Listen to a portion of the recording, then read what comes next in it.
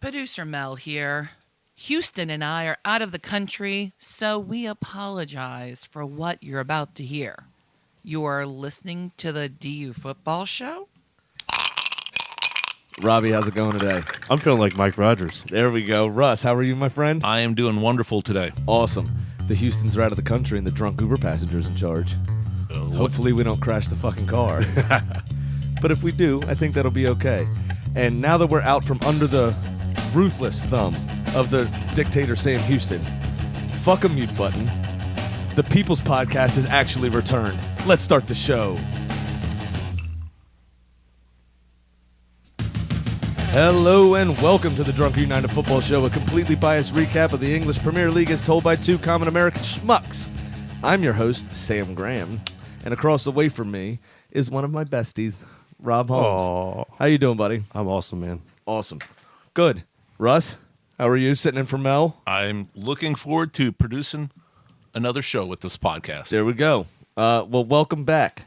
We are recording at Studio H just outside our nation's capital. You can find us on just about every podcast platform you can think of. Remember to please share, subscribe, rate, review. And should you want to chat with us, there's many ways you can. Rob, could you tell everyone how they can get in touch?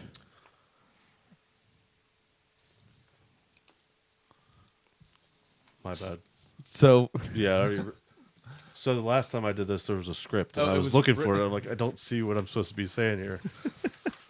did you pause it? Do you want me to just continue? Just continue. I can Okay, edit I'll out. just do a pause, and then If you we can want, edit just it out. rewind it.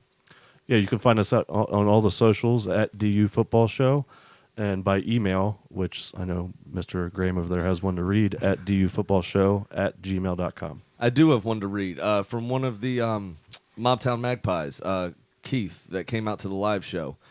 He asked, since the next show will be all about you, me, I was wondering which of the week's matchups was most like sticking a needle into your eye. Ugh. Ugh. This weekend, the ones that just passed, I mean, that Watford Man U game was terrible. Both sides were horrendous, which we'll come on to. And Bournemouth and Burnley was just an ugly, ugly game. That was pitiful. And then he asked, also, how drunk was I for the early match watching our Arsenal take on Everton? Not and drunk actually, enough. I wasn't drunk. Actually, I didn't drink at all. I had to work. So I got up and watched the game with Tegan and then pissed off. That's unfortunate. Yeah, I know, it sucks. So no day drinking for me this weekend. It's a working weekend, so. I was about a half bottle down of vodka by halftime. Yeah, it was. That was also a pitiful fucking game.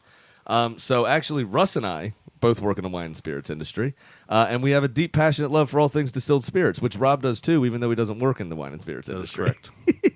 And as the red-blooded Americans we are, we vow to have a drink in our hands throughout this show and every show. Rob, would you tell these kind folk what we're drinking tonight? Yeah, we're drinking a locally distilled whiskey. It's a newer distillery. It was started by a friend of mine, Nick Chaffee, and his business partner, Mark Turner. They bought property out on Lost Mountain in De La Plaine, Virginia. They're currently on the shelf in select stores in D.C. and a couple of restaurants, such as Bobby Van's in D.C. They also have a bottling shop in Fairfax where you can get their whiskey there. They only offer single barrel straight bourbon whiskeys. One has a prominent wheat mash build and the other a rye. Oh, awesome. And currently we're sipping on the fourth barrel that they released. It's a 90 proof 36% rye mash build rye. And it runs about $30 on the shelf. And you can find out more information about them on lostwhiskey.com. And if anybody has any questions from the show, just reach out to the show and I'll be glad to help out. Yeah, awesome. It's damn good whiskey, by the way. Yeah. I would agree. All right, boys, let's do it. Cheers. All right. So, let's get into the games here. And because I'm in charge, and yes, Alan, Houston. Hey, Huh. what are you supposed to say? Or What is am that I- my job? That's your What? job. Oh, tonight. you're supposed to drink responsibly. Oh, yeah, that's you. It's on the, it says say drink yeah, and I'm a responsibly, fucking you tool fucking because tool. I forgot. Cool. Drink responsibly. So, yeah, I am in charge this week. You are? We're both Arsenal supporters. We are. And I am going to make it all about myself, Alan. As you should. Houston, it is all about me, all about us. So we are going to start with the dismal affair of Everton versus Arsenal, 0-0. On the field, there was nothing really to talk about. So, what does a fine wine and an Everton have in common? What's that? They both spend a lot of time in the cellar, cost way too much, and are only enjoyed on select occasions. Yeah, that's pretty good. And this past Saturday was not one of those Not occasions. one of those times. No. I've never seen two men, and really the story here is the two new managers. Absolutely. Right? Because Everton didn't muster a shot on target, and Arsenal only had two, and it took them till the second half to get both of those. So there's nothing on field to talk about. Putrid, yeah. It was awful. horrible. Yep. I've never seen two men go from happy about their new contracts to regretting every decision they made in the previous 24 hours at the same time, sitting about 2 boxes away from each other. The funny part was that in Arteta's first press conference, he still has. He said it himself he wasn't official yet. He was waiting on his legal team to finish the paperwork. I'm thinking maybe he's thinking, get the fuck out of here. Yeah. Let me call the lawyer, tell him to burn it. Jeez. Yeah, no, it was really pitiful. And what do you think about Mikel Arteta? So like I was telling you before the show, beforehand, the initial thought was anger. And I think I was talking to Carrie on Facebook about this, and he was, be patient, and patience running thin as an Arsenal supporter right now. Absolutely. But that being said, after I listened to his exclusive interview with Arsenal on Arsenal.com, Yeah. and I got to understand the way he thinks, I'm actually excited now. Yeah. He said all the right things. Yeah, he was asked at one point. He said, "You once were said that once the crowd gets going at the Emirates, we're unstoppable." Right. And he basically said that in the past, if you're on a bus and you're on the opposing side and you're driving up to the Emirates, it's wow. Oh, yeah. It's what are we getting that's what it ourselves should into? be. Type Right. fear. And Exactly. He said that he wants to create fear in the opponent, and I love that from him, because that's what I remember being an Arsenal supporter all Absolutely. these years. It's nobody wants to fuck with Arsenal at the Emirates or Highbury, whatever. Our home is our home. Absolutely, yeah. And our it was supporters a fortress. are tough. Yeah. Yeah. Yep. So I love that. So I'm gonna give the guy a chance. I mean, at this point, we have to. Yeah. We don't really have an option now because I don't want to be another 3-manager team like Watford. Right. We got to give him a chance. It's his first job. It's a very big job to step into, so a lot of pressure. But if the meme that I saw today on Arsenal America is to be believed, him at the stands at Everton this past weekend, looking down, irritated and pissed off at the product on the field, and they had an evil cat from a animated movie next to him. Right. Look exactly alike. And so basically just needs to push everyone's ego off the table like that evil cat and get their confidence back. Break them down, build them back up as a unit. He was also asked in that interview, he basically said, do you feel like Arsenal has fallen from their way? And basically was asking him to call out the club. Right. And just say that we're in a place right now that we've never been in the last 25, 30 years. Yep. And he said, in my opinion, yes, we're not good old Arsenal right now. And right. I'm going to make small, minor adjustments to get us back to that point. And I'm like, you can't hate what he's saying. I just hope that he can produce what he's saying on the pitch. Absolutely. Me too. On the flip side to that, Carlo Ancelotti, somebody that probably with the name and his pedigree more suited for Arsenal, just in terms of notoriety and what's on a CV basically for the size of club. Big manager, big club. Oh yeah. Winds up at that puny little club across Stanley Park there, Russ. The last manager got run out by their neighbor, so I'm curious to see how quick this one will last. Yeah. Are you nervous about the eyebrow coming across and poking you? No, not at all. I find it odd that he was quoted saying that he was attracted to Everton because of their new stadium deal. Right. What? They're building a stadium on the dock. Yeah, it's the Bramley Moore dock. Yeah. 52,000 seater. Uh-huh. Are they going to fill that?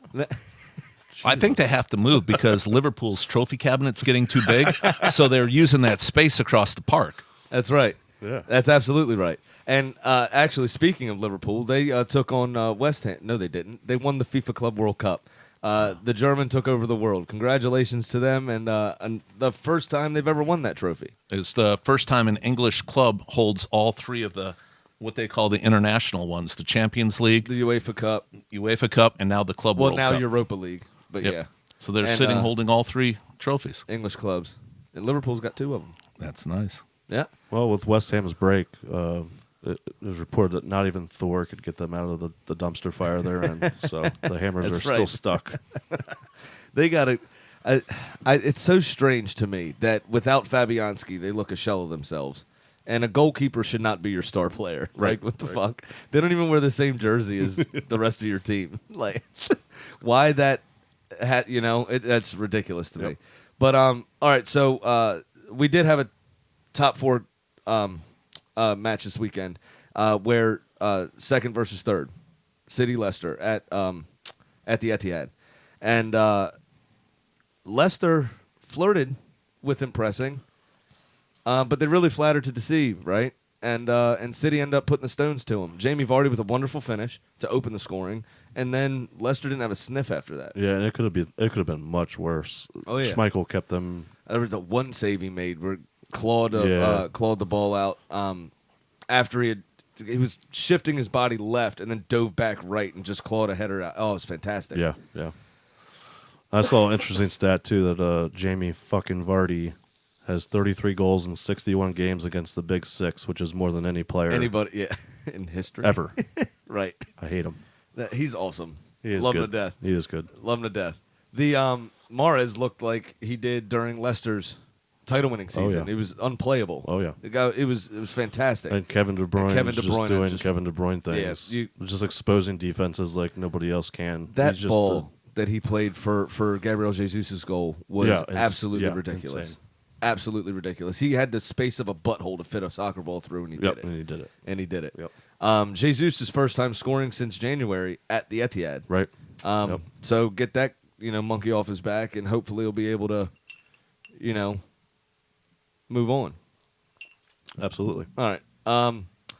Then we also had another near top of the table clash with top 4 implications in the Jose Mourinho derby, the real one. Tottenham 0, Chelsea 2. What do we think about this one, other than the nicest guy in world football getting another red? Yeah, he's a complete asshat, and his reaction to the card was comical at best. Yeah, absolutely. I don't know. He very blatantly kicked out. It doesn't matter if he made real contact. I mean, sure, Rudiger sold it, but Yeah. how many times have we talked about just in general? If you don't go down, if you don't get the penalty, right? So you almost have to do a little bit of acting. And Son definitely kicked out. It was rash. It was stupid. And then, as Sam said, and I'm starting to believe it a little bit, he tries to use that Asian coyness. That innocence. I tried defending Son last time with Absolutely. Houston, and you can't. There's no defense to this. No, it's just stupid. Yeah. It's stupid. He First should player, get banned for more than just one game. absolutely. Yeah. Oh, he'll get 3. You think we'll get Yeah, 3? He'll definitely Yeah. get 3. Yeah. But he's such a nice guy, though. I mean, will they reduce a game just because he's such a nice guy? No, they won't reduce it.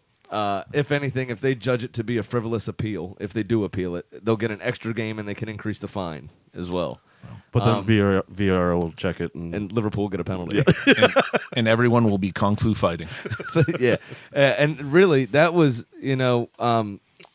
was it Gazaniga that probably should have been sent off also with a kung fu kick that Eric Cantona would be jealous of. yeah. That was, the fuck was wild. that? Yeah, like he didn't even care about anything. He was just like, He had at least 2 chances to catch the ball, head the ball. He Yeah. could have done anything Yeah. else. Instead, leaves, jumps, puts his body completely horizontally, and just kicks through. Was it Dele Alli? Who was running? I can't remember who was running onto it, and just completely just cleans him out. and he got a yellow.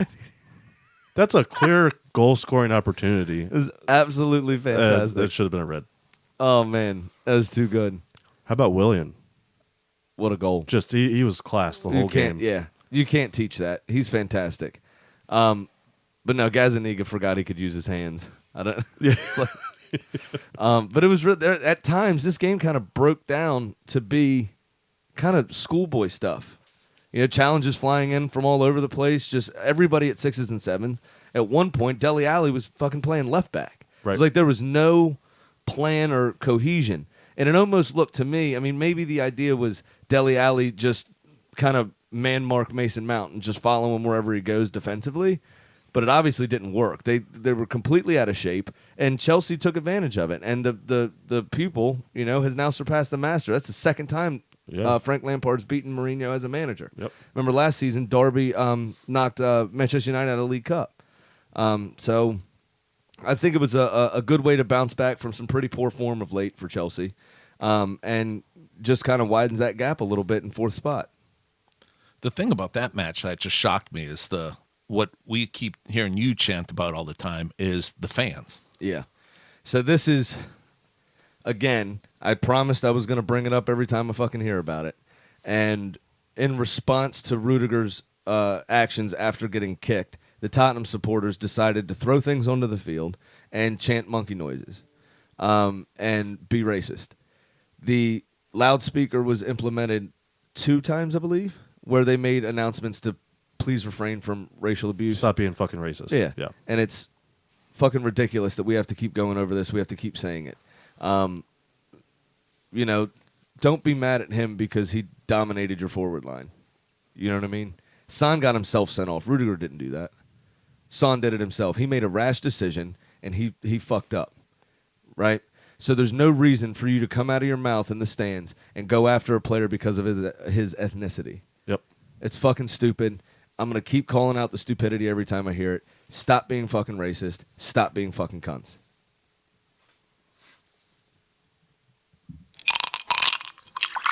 All right. Couple of games that have big implications at the bottom of the table, with Watford beating up on Man U 2-0 and Villa dropping points to Southampton, losing 3-1. But first, Watford Man U. Not very many chances to speak of in the first half at all. Jesse Lingard completely made the wrong decision, Trying to chip the goalie. Yeah. running at full speed Yeah. from almost 18 yards out. Obviously didn't get it up and down. Even if he did, I think Ben Foster would have probably been able to tip it over the bar regardless. Right. But all he had to do was pass it into the net, go either side of the goalkeeper, and he would have been fine. But a bit ridiculous. And Man U just lost their teeth in this game. Really, they were not as ruthless. As they have been. 8 shots on target, but no goals.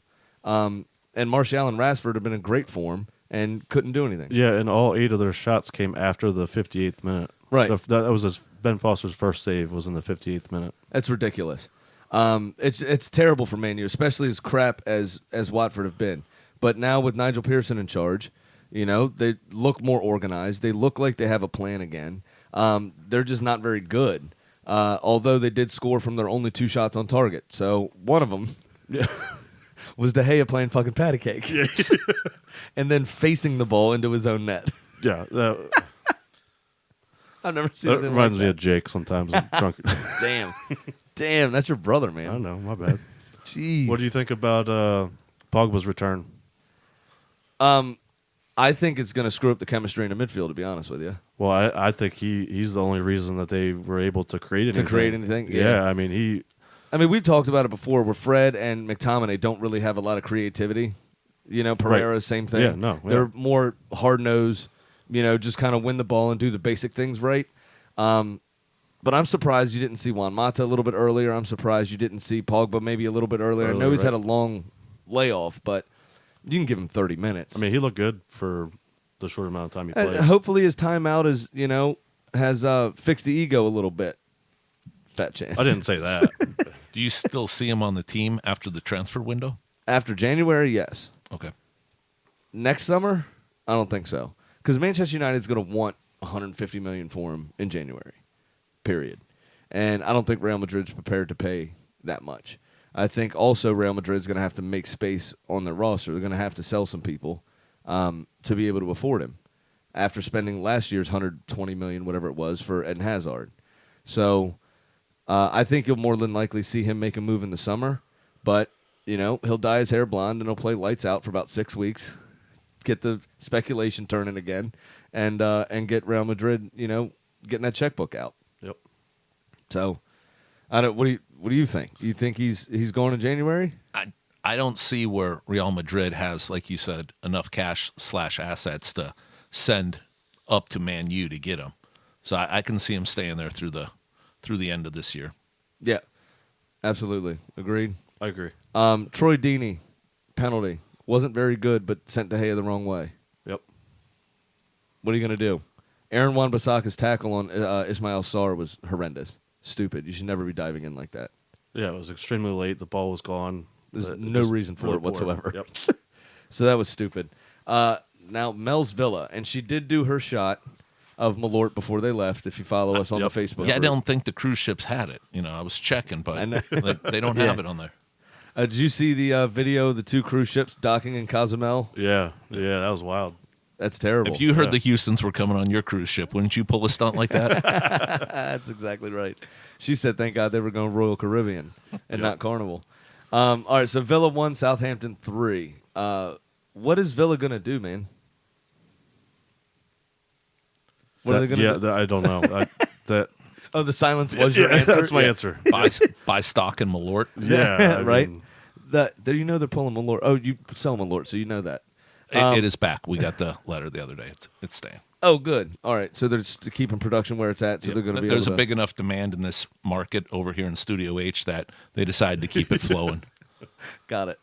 That's what happens when we all follow shit teams, to be fair. Speak for yourselves. Yeah, without Tyrone Mings, they look terrible, Villa. They're scoring some goals here and there, but they're conceding so many. yeah, the now. defense is awful. It's horrendous, and without the presence of Tyrone Mings, I don't see how they're going to be safe if they keep on this way.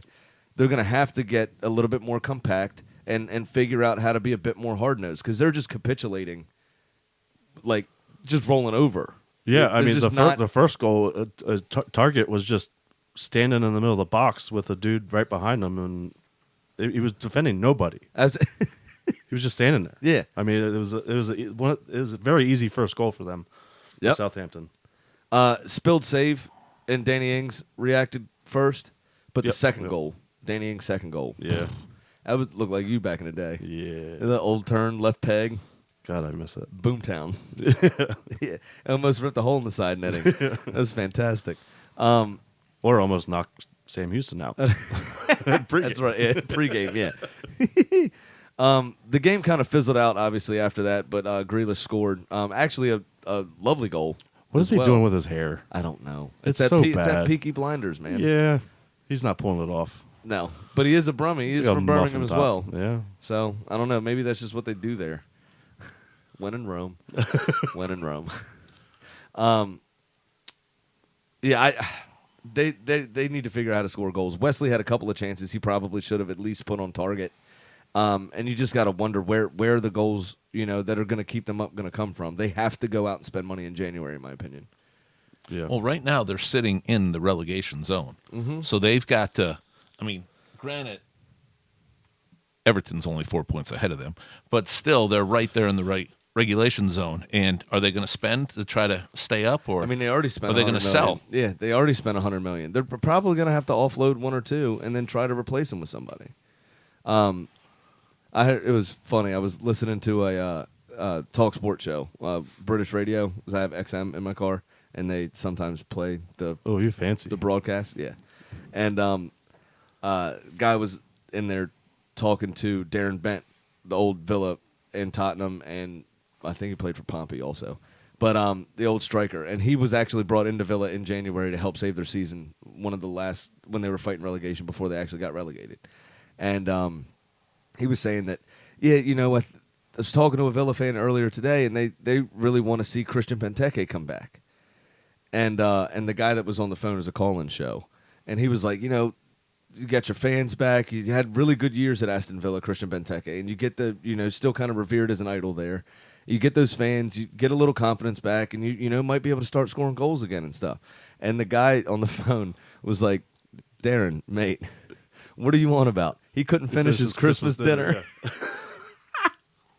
That was one of the funniest. You already disses. told this story. I know. It's that good. All right. I want to tell it again. Go ahead. You're in charge today. I am in charge. I do what I want. How about that? But yeah, so you got to worry for Villa. And as much as I hate to say it, Southampton look like they're starting to get their shit together after the last couple of weeks. Yeah. Which I don't like them. I can't stand Southampton. I want them to go down with a passion. And somehow they keep eking out results over the last couple of weeks and ones that they need. Teams in and around them. We were just speaking about the bottom of the table and relegation zone. Do you mind if I throw in a quick tidbit about Arsenal? Is that okay? Mm-hmm. All right. This week will be the first time that we'll be starting a top flight game on Boxing Day in the bottom half of the table since 1983, since before we were born. Jesus Christ. We're closer to the relegation zone than we are the top four. Yep. It's pitiful. But yeah, you don't Anyways. have to ask for permission for that. We can Well, you're always in bring it charge. back- I don't we- wanna now we start- always it's all bring it about back to Sam, Arsenal. so I don't know. We always bring it back to Arsenal. That's fine. All right, so we'll be back after this. All right, in this week's edition of Oh, So That Happened. Norwich lost to Wolves 2-1. Newcastle beat Palace 1-0. Brighton lost to Sheffield United 1-0. And some football was played on the South Coast, I guess. Ugly. As Bournemouth lost to Burnley 1-0. Norwich Wolves. First chance fell to Raul Jimenez, and he tried some Jason Trimmer ninja shit.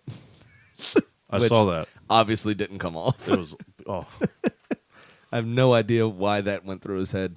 But Todd Cantwell, been in great form for Norwich, scored a beauty. Kind of lucky that it fell to him, but he sorted his feet well and very well done. And then Roman Saiz equalized with a wonderful header, but really there was no defending. Yeah, and Norwich dominated the first 20, 25 minutes of that game and could have easily scored 2 or 3 goals. Right, And which would have killed the game off, but they never capitalized. They couldn't Yeah. finish. And then Jimenez did well to slot home the second Wolves goal. After fucking up before, he took his time, sorted his feet, and picked out the far corner. Norwich has got to turn it on quick. I think there's only ever been 2 great escapes when you were dead last. Norwich, what position are Norwich at? 19th or 20th? You muted They're in yourself? 19th, but they're tied for the last. Okay. There's only been two teams bottom at Christmas that have survived, I believe. West Bromwich Albion a long time ago. Brian Robson was their manager, and then I think Leicester was 20th on Christmas when Nigel Pearson got them out of it. Back when he was Leicester boss, right before Claudio Ranieri took over, and then won the title the year after. I think those are the only 2 times the people in 20th spot on Christmas stayed up. So Norwich has got to figure it out. Watford's got to figure it out. There needs to be some sort of it basically comes down to hard work, determination, and a plan, right? And if you don't have that, you're going to fall apart. And that's exactly what Norwich City and Watford have done up to this point. Watford, you can see some signs of improvement, but Norwich is like beating their fucking heads against the wall. It's the same shit every week. They continually get beat on the break. They're soft at the back, and It's Arsenal. yeah, It's fair enough. yeah, I mean- They're a poor man's Arsenal. You're Yeah, absolutely right. yeah. They try to play football. Right. Sometimes it comes off, but more often than not, it doesn't. And they're soft at the core. Yeah, they That's do all the little things wrong. Yeah, And it I costs them. completely. That's a well done. Newcastle continuing their fine form, beating Palace 1-0. Honestly, who gives a shit? Other than Miguel Almiron finally broke his duck. This game was pretty ugly as well, and he promptly ripped his shirt off and got a yellow for it. Yeah, and I didn't put any notes down because there was nothing to write down. Yep. He hugged the ball boy, though. I mean, you got to give him credit. What for is that. this? Everything's about the ball I boys. know. Now. The last was 3 weeks in a row now. Ball boys getting hugged. I don't know. I want to see more what Gazaniga did. I want to see more of the karate kicks. And then Brighton, Sheffield United. Sheffield 1-0. Egan scored, but VAR took it away. Matt Ryan, terrible goalkeeping that on this day. Brighton scored then. Psych, it was offsides. VAR ruling that one out. And then McBurney finally scored for real. Off the inside of the post. Actually, a pretty nice The finish. ripper, yeah, absolutely. Yeah. And then the rest of the match was played. Yeah, I would like to Nothing else because I happened. know this is going to piss Sam Houston off. All right. VAR, and it might piss you off too, but VAR was perfect in that game. Yeah, actually was Both decisions were correct. were correct. And Yeah, yeah. That's an example of how it's supposed to work. Right. Yeah, exactly. They And were- did you see they were quick. McGoldrick miss that open net? No. Oh God, he beat the it was he 1-on-1 with the goalie, Rounded him. touched it off to the side, Yeah. had him beat, and hit the side netting. You don't remember that? Oh man, No. it was bad. That's pitiful. yeah, it was really bad. I drank a lot when I did my notes the Yeah, other day. and then he also he pulled a Sam Graham. Uh-oh.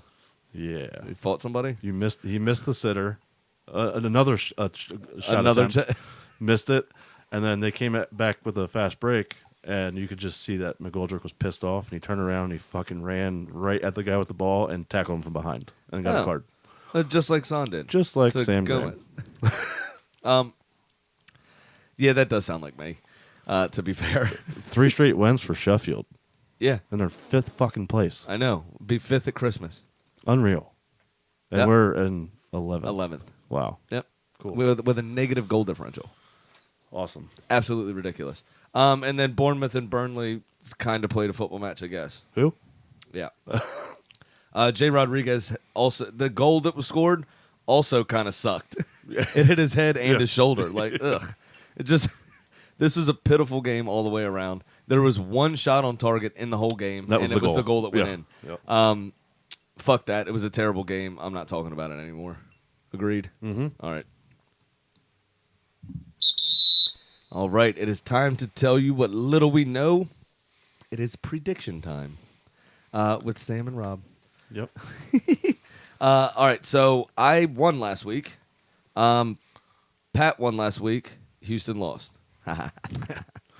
So, Rob, why don't you give us your bet, my man? Yeah, so Thursday, I'm going to kick it off with the over on the Arsenal-Bournemouth game. It's currently at 3.5 goals. I think we're going to show we score pretty well against Bournemouth. Yeah. And I think we're going to have enough energy and excitement in the game to beat that. I think it's going to probably be a 4-2 game. Ooh.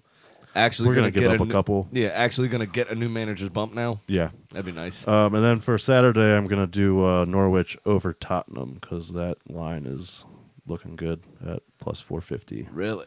Well, with no Son. And I just think I fucking hate Jose Mourinho. Yeah, So I'm with you. and Tottenham. Completely agree. So let's go ahead and get this one out of the way. Big Sam's Bullshit. Lock of the Week. So Rashford obviously didn't score, which put Sam down to minus 361. For Boxing Day, he's going to take Leicester to beat Liverpool at plus 235. And then over the weekend, he's going to take Villa to win at Watford at plus 270. Not a parlay, just separate bets. I don't know about that either. I don't know about that. I don't know Saturday about bet. that either. I don't Yep. know about the first bet. Oh, Leicester's going to beat that ass. They should have at least drawn against Liverpool the first time out Yeah. at Anfield. But what are you going Stop to do? committing fouls in the box, and you wouldn't have to worry I about just that. need you guys to lose That's- one game. I don't yeah, even care which exactly. one it is. Well, it needs actually to, needs to be soon because Yeah. you're hitting that 45 game getting mark. close to Yeah. 49, yeah, which 49, is going my to piss bad, me my off. bad, Yeah, Are you guys going to have champagne that you pop when that happens? Absolutely. Okay. Yeah, it's 100%. Yeah, because we're probably not going to have St. Tottenham's Day this year, so Nope. we'll have to celebrate something. Yeah, and us holding on to the Invincibles will be that thing we celebrate. Yep. All right, so now we got Pat's. And now, it's time for our degenerate gambling friend Pat's Pick of the Week. All right, Pat writes in, all right, thanks to Manchester City last week, I cut my debt in half. So this week I'm going to try and get out of the red with it all Manchester United parlay. So he's doing 2 games in a parlay plus a kicker, right? Ooh. I know. Thursday, United hosts Newcastle, and he's going to parlay them winning straight up at minus 300 with United beating Burnley on Saturday at minus 110. And the over in the Burnley United game at 2.5 goals, excuse me, is minus 120. On a $100 bet, that'll pay him out 366.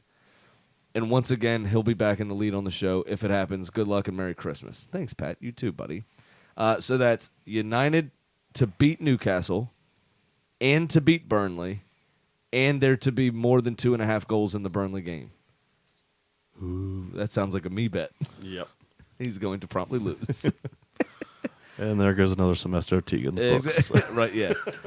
So that was Pat's. I am going to do, on Thursday, on Boxing Day, I'm going to have Palace beating West Ham at plus 128. And then separately on the weekend, I'm going to have a Newcastle-Everton draw at plus 240. I don't know that the new manager bump is going to come right away with Carlo, simply because Everton is so thin at the moment. And Newcastle is proving somehow to be a difficult opponent for people to play against. They're Steve Bruce isn't really known for his organizational skills, and they look organized at the back. They look like they know what they're doing. And until Everton gets a little healthier, I don't think they're going to see that bump yet. So I got them drawing Newcastle. And now, you know what? Cut the music. Thank you. I'm going to deliver Kitty's bet in peace. This might be Kitty's last bet, though, as Russ brought in a bucket of chicken and then told me that in an ultimate power move, he cooked up Gertrude in front of Kitty, try to intimidate her. Yeah. Putting that kitten in its place. Uh-oh. However, when I visited her about it, she turned down an Adele song she was listening to, and then waved her wing in front of her face, saying, "You can't see me." That's right, because the midweek she's picking Tottenham over Brighton, as both John Cena and Adele are spuds. And then I asked her what she was doing over the weekend. She said she was going to go for martinis with none other than Daniel Craig, 007. So I'm Shaken, thinking, not stirred. that's right. I think she's taking Liverpool over Wolves on the weekend. And that is Kitty's lock of the week. Oh. All right.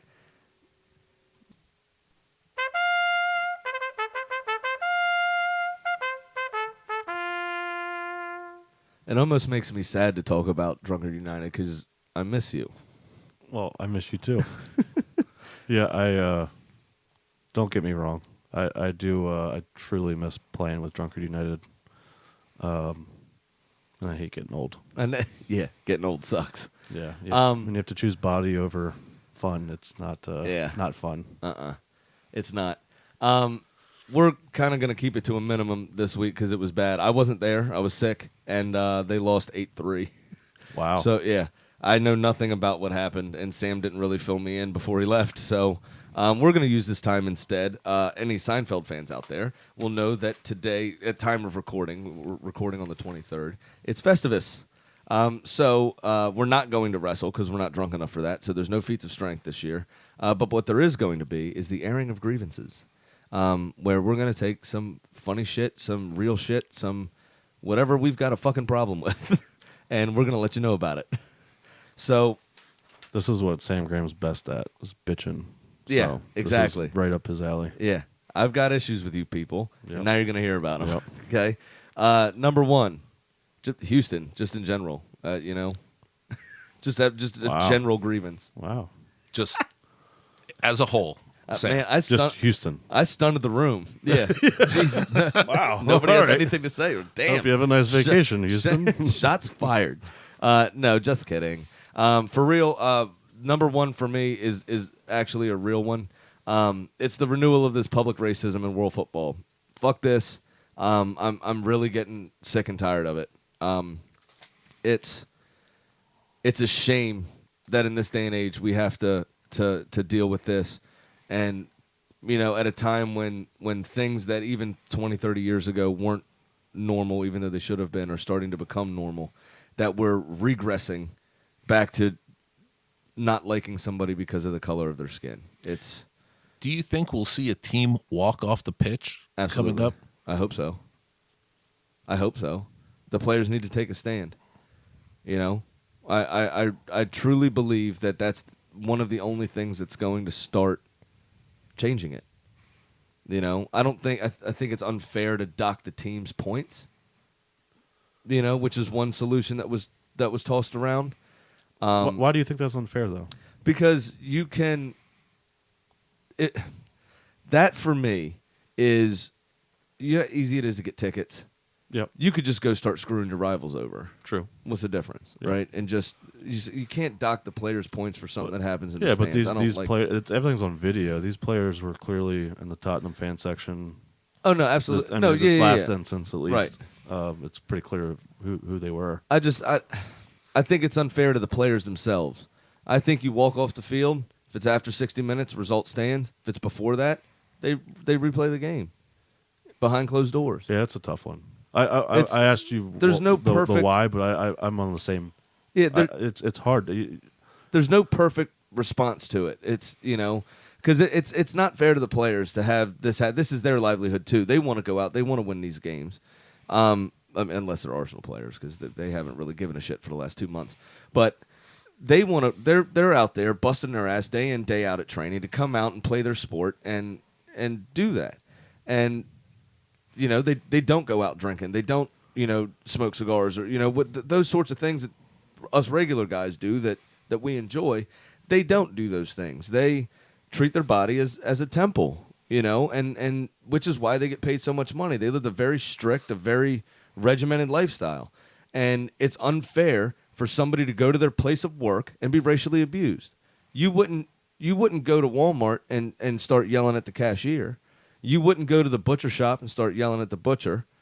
You wouldn't go to the grocery store and do this, that, the other. Why is it okay to do it in a sporting event? Why do they feel that emboldened to be able to do it? I don't understand it. And it's going to take, don't turn a blind eye to it. Right. Call out your own fans. Hey, alert a Stewart. This guy right here is being racist. Like, get him out of here, hit him. Punch him in the face. Right. Shut the fuck up. Yeah, actually, so I also have 3 grievances, and one of them is actually this as well. Yeah. So I just kind of want to throw in. I saw that Gary Neville was blaming. I know this isn't a political podcast, but I think it's worth pointing out that he's saying that Boris Johnson is fueling racism in Great Britain. Oh yeah. And It's effectively, Trump Jr. Yeah, it's Trump. All right. Well, anyways, but I think it's more than just a football issue. Oh, absolutely. It's football reflects society. Yeah. But it's difficult because there's no one fix for it, right? I mean, it needs to start. It's education. It's a systemic problem. Right. It's a systemic issue. Yeah. The problem is that people aren't acting like this in their everyday lives necessarily. They may believe those things. They may do that in their house or whatever, but they don't go around to Walmart, to the butcher shops, down to the pub and scream at people. Yeah. Why are they doing it at a football match? Right. I just think it shows a lack of intelligence on the fans. Yes, If absolutely. come out, there's so many other things you can do to taunt or yell or scream at a player. Be clever. Yeah, be creative. Think of something different. Don't just be an idiot. Yeah, it's sad. It's ridiculous. I hate seeing it. But that would be my number one grievance this year. I would like to see any of those guys walk up to Rudiger in his face. And do exactly. that, and get their ass beat. Yep. 100%. Yeah, it's the same thing with social media. They get these keyboard absolutely. warriors. Keyboard heroes, yeah. And they can absolutely. scream from 100 feet away and not be punished. It's got that anonymity, Yep. right? You could just blend right back into the 60,000 people there. Right. Yep. Fuck them. Number 2 is VA motherfucking R. You knew it was coming. You knew I had a problem with it. And here it is. Fuck VAR. I've got a huge grievance with this. It's not consistent. The referees still aren't using the monitor on the side of the field. It's been abysmal. It is destroying football, and I can't stand it. I know it's not going anywhere, but fuck it. Yep. I did see a ref walk toward the monitor this last week, but then he stopped. Yeah, I think he realized he could get in trouble if he continued going over there. Why would he get in trouble for? He exposed that there's no electricity going to it.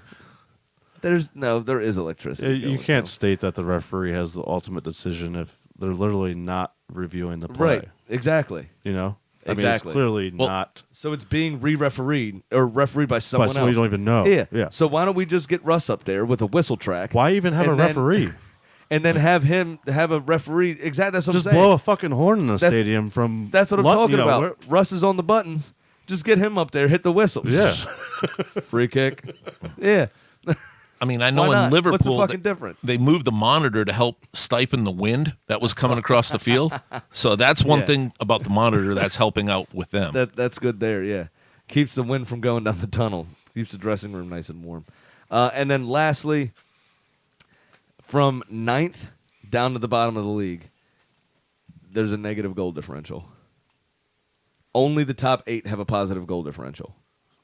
That's pitiful. Yep. So my third and final grievance is Premier League defending. What happened to Great Britain? What happened to the steel, grit, and determination that the English are known for instilling in their players? Yep. What the fuck happened? Because there are some schoolboy issues happening at big-time clubs. It's pitiful. Yeah, absolutely. I 100% agree with that. Yeah. All right, what are your other two grievances besides racism? So my first one is something that has brought me to the brink of even being a fan of this sport, and it is literally only the sport that has allowed me to continue being a supporter of my club. So my number one grievance is fucking Arsenal. Just the club in general. They're just the club, yeah. So we've covered Sam being one grievance, and now Arsenal being another Yeah, one. just yeah, we're just mad. That's just how We're we angry people. I've burned a jersey. I've had it up to my fucking eyeballs with Arsenal, and obviously I don't think this season it's going to get any better. It might get a little bit better. Hopefully, we're in the top half of the table. But I'll still continue to support Arsenal and be miserable. But it's all for the love of the See, game. well, the good thing from my perspective is I've been a DC sports fan my whole life. So for about 30 of my 33 and a half years on this planet, my sports teams have been fucking garbage. So I'm used to disappointment. That's partly why I'm so angry, because Arsenal was actually successful. It was the last thing I had to hold on to until the Caps a couple years ago and the Nationals this year, obviously. But that's what I had to hang my hat on was Arsenal for Yeah, the all last those top 15 four years. finishes kept us in it. Exactly. And now we're fucking languid in 11th, Yeah. tied on points with Crystal fucking Palace. We have arguably 3 or 4 star players that can't play with each other and Yeah. don't play with each Or other. won't, and, yeah. Yeah. And we had an interim manager that I guess he was trying to win the game against Everton, and he fucking changed Aubameyang with Lacazette, and I'm like, what the Did he keep him on the pitch for over 15 minutes, though? yeah. Yeah. Oh, that's That was tough. Yeah. Moisey Ken getting substituted, that was yeah. tough. I don't. What is Dunk doing there? I don't get it. Just showing his authority. Yeah, I guess he's like, fuck fuck you. this. This is my last game. I do what I want. No, Yeah. I gotta give Dunk a lot of props though, because after Absolutely. that game when he was walking around and I think he gave his armband, wristband? yeah, Yeah. to one of those disabled kids that was on the sideline. Oh, there you go. He just seems like a top class guy. Absolutely. And couldn't be happier for his little stunt because he really did. I don't know. I think he made Everton a little bit more feistier at least. 100%. In the couple games that he managed. 100%.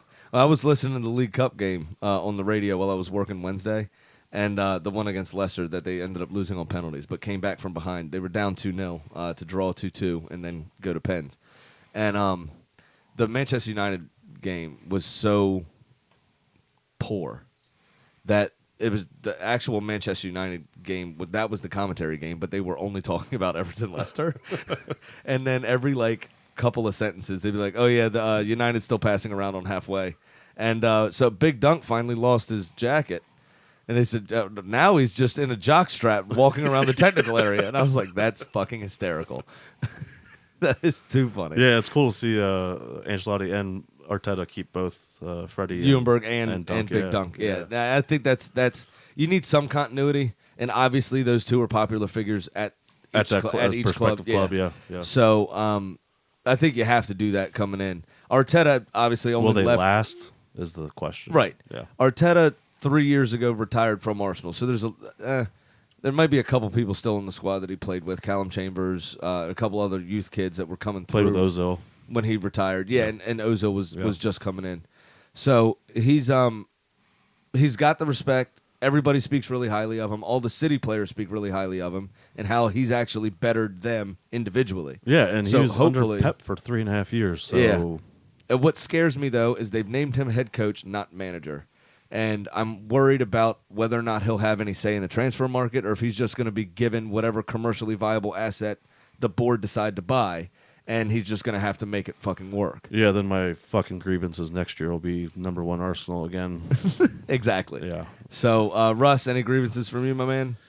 Oh, No. you Yeah, got something else? I have one more. Oh, sorry. The second Oh, one. my bad. We just ranted on the Arsenal topic. Oh, yeah, that's Is this true. Arsenal, No, your no. third one too? No, Yeah, It racism, should Arsenal, be. Arsenal. Yeah. No, but my second is just old age because we hit on it a little earlier ago. But I do miss playing ball with my boys.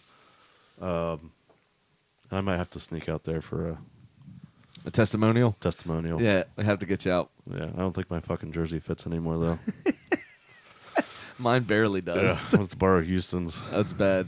Yeah, It's real bad. Especially start getting sweaty, it like sticks to me and it outlines how dude, big the it's, tum tum is. it's not a Oh. joke. When you hit 30, you fucking get Oh, yeah. fat quick. The metabolism just slows right down. You also give zero fucks. So you're like, oh, 11 a.m., Yeah, beer. yeah. Yeah, why not? I'm off today.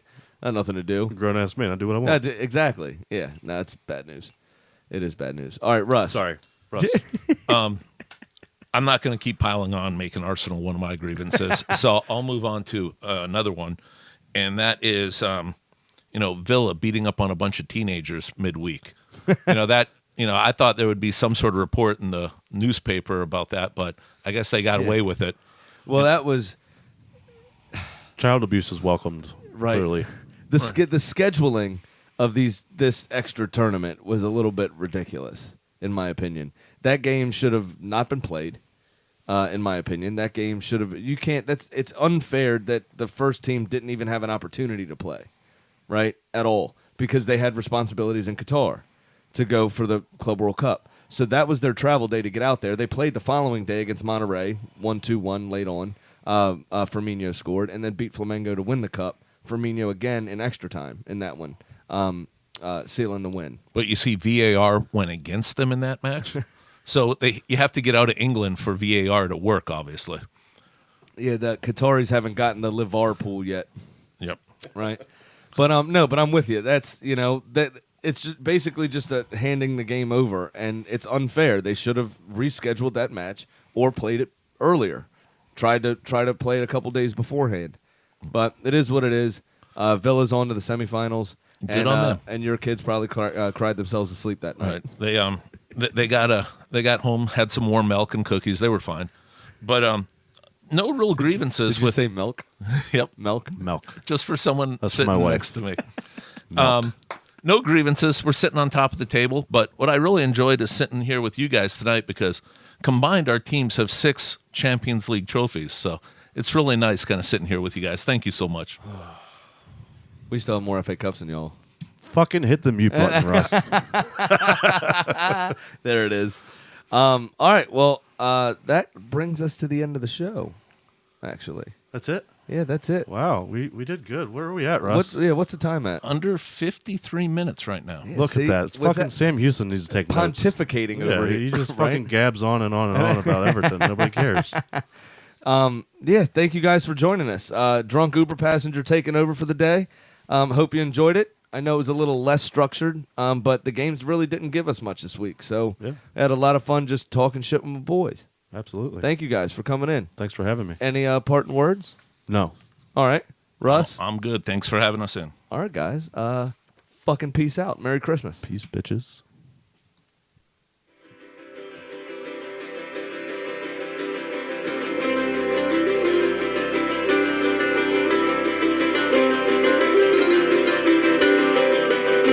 The season's upon us, it's that time of year.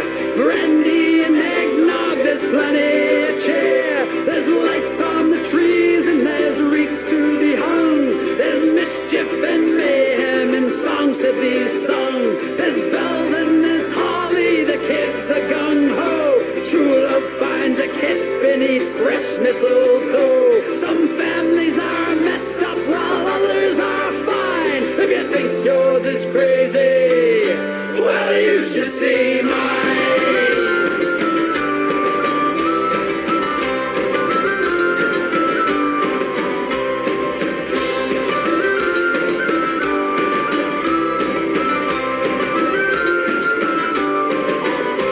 My sisters are whack jobs, I wish I had none. Their husbands are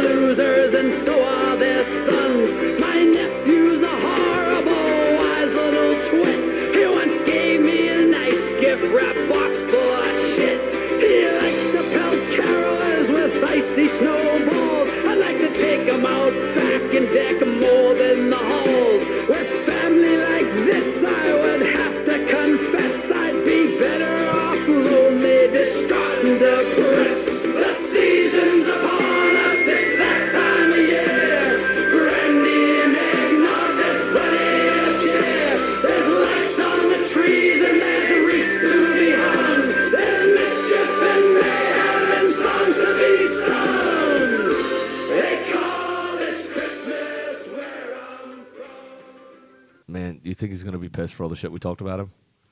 Probably not. All right, good. That's the last thing I need to do is have him all emotional coming back tired as shit next Monday. Right, yeah. I already got 20 games to go over, and he's going to be all pissy. The sunburn could also help. Oh, yeah. On his head, too? Yep. That's going to make the vein stick out all the Oh, more. the Yeah. bulge will be there. Nice contouring.